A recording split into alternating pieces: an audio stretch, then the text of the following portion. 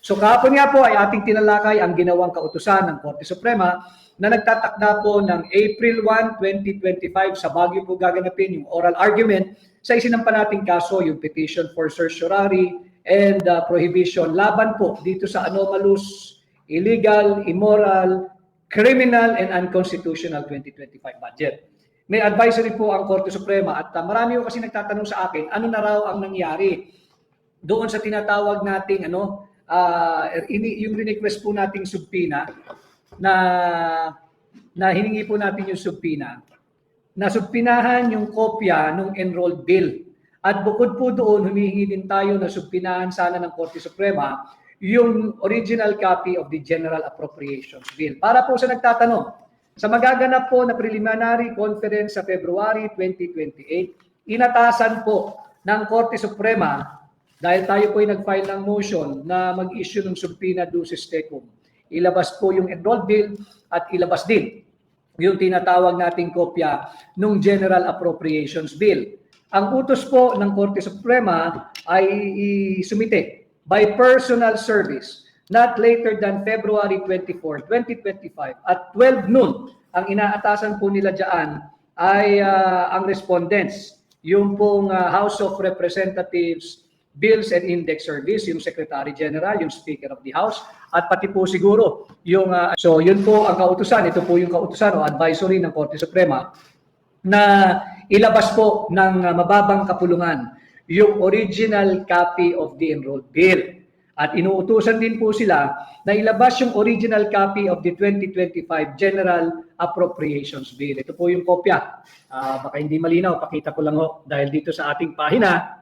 Totoong impormasyon lamang, totoo at makabuluhang impormasyon po ang inyong mapupulot dito sa ating pahina.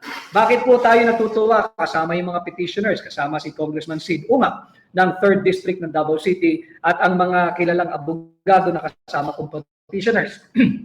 Natutuwa po tayo dahil marami na pong media outfit, yung traditional media ang binabanggit ko, pati po yung miyembro ng new media, ang dami na pong humingi ng kopya ng enrolled bill. Hanggang sa ngayon, hindi po sila sinasagot ng mababang kapulungan. Ayaw pong magbigay ng kopya ng Secretary General ng House of Representatives. Ayaw pong magbigay ng kopya yung tinatawag na namumuno sa House of Representatives Bills and Index Service.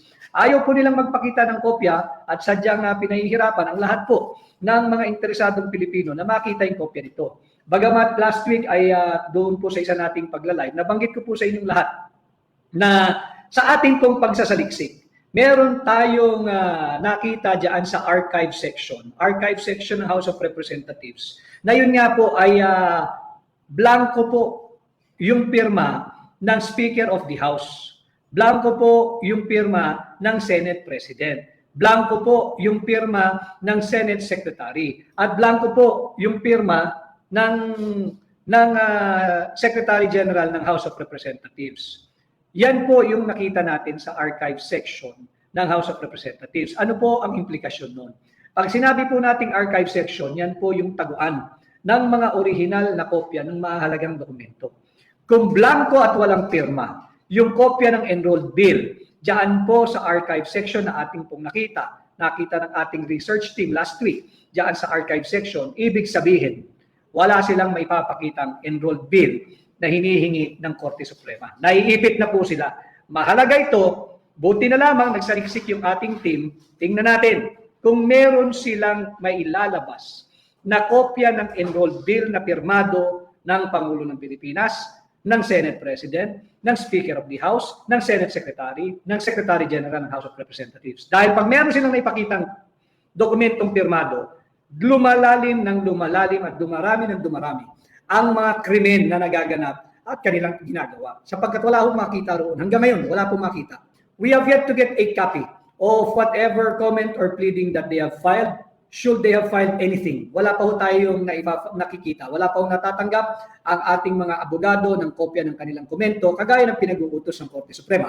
Subalit, ang maganda ho roon, meron na nga hong preliminary conference na magaganap sa darating na next week, February 28. At yung hinihingi natin na subpinahan at ilabas, utusang ilabas, yung kopya ng enrolled bill at yung kopya ng General Appropriations Bill, kinatigan rin po ng Korte Suprema.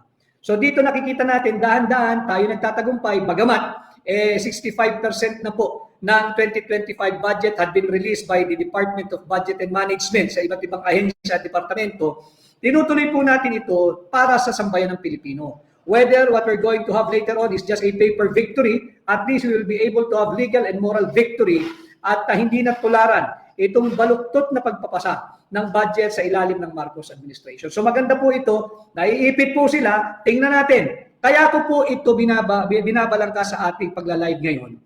Fair warning. Fair warning sa lahat ng matitino at mabubuting empleyado ng mababang kapulungan. Fair warning sa inyong lahat dyan na matitino at mabubuting loob na empleyado ng House of Representatives, ng Committee on Appropriations, pati na ng Committee on Finance ng Senado. Huwag po kayong magpapagamit. Huwag po kayong magpapabudol. Huwag kayong susunod sa illegal na kautusan ng kahit na sino pang higher-ups. Huwag po kayong papayag, maiipit po kayo. Ipit na po ito. Wala silang maipakitang kopya ng enrolled bill. Wala. At hinihingi natin yung kopya ng General Appropriations Bill dahil iahambing po natin yan. Doon sa ating nakita at nakita naman ninyo, may tatak, may stamp na receive ng House of Representatives Bills and Index Service blanco. Pag itong may pakita nilang enrolled bill ay meron ng mga halaga, lalo po silang malulubog sa kumunoy na sila rin ang gumawa. Kaya yung mga kababayan natin na nagtatrabaho sa mababang kapulungan, dyan sa Senado, huwag po kayong magpapagamit, huwag kayong susunod sa illegal na kautusan ng higher-ups, ilalaglag kayo niyan. Nakita naman ninyo nung naiipit na sila, sinong tinuro? Kasalanan daw ng mga miyembro ng technical working group, kasalanan daw ng mga technical working staff, ng mga congressmen at senador. Mantakin ninyo, nung nagkabuhol-buhol na, sila ang nagnanakaw ng bilyong-bilyong piso, ilalaglag yung mga matitino, mabubuti at honest na empleyado ng House of Representatives at Senado dahil lamang sila ay miyembro ng technical working group o technical working staff. Mag-iingat po kayo, wag po kayong susunod. Ito po ay kautusan na, pinapakita ko po sa inyo. Ito po ay kautusan ng Korte Suprema. Inatasan na po ang mababang kapulungan at ang Senado, ilabas ninyo ang kopya ng enrolled bill on or before noon of February 24. Pinalalabas na rin po ang kopya ng General Appropriations Bill. Mahalaga ito dahil dito ikukumpara natin yung kopya ng Vice-Cam report.